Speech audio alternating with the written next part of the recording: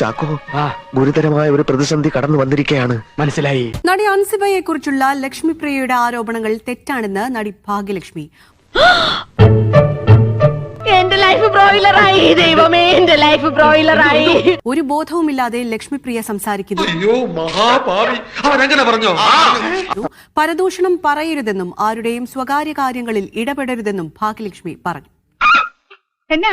സമയക്കേട് വരുമ്പോ എല്ലാം കൂടെ കൂട്ടിപ്പിടിച്ചാണ്. എന്തിനാണ് ഒരു പെണ്ണിനെ കുറിച്ച് മറ്റൊരു പെണ്ണായ നിങ്ങൾ ഇങ്ങനെ ഇരുന്ന് പരദൂഷണം പറയുന്നത് ലക്ഷ്മിപ്രിയ? അത് പിന്നെ അതുകൊണ്ടല്ലേ നിങ്ങൾ സമൂഹത്തിന് മുമ്പിൽ ഒരു പരിഹാസിയാകുന്നത്? എനിക്കിഷ്ടപ്പെട്ടു, എനിക്കിത് വളരെ ഇഷ്ടപ്പെട്ടു.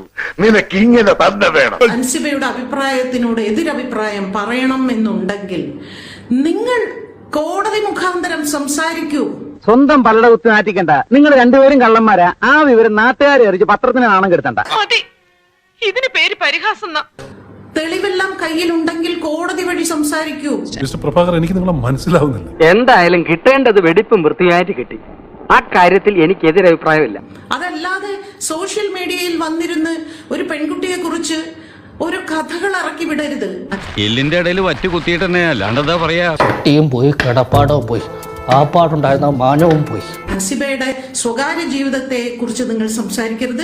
എന്തിന്റെ സുഖേടാ? എന്റെ സ്വഭാവം ഇങ്ങനെ ആയിപ്പോയി. അതിന് അധികാരം നിങ്ങൾക്കില്ല.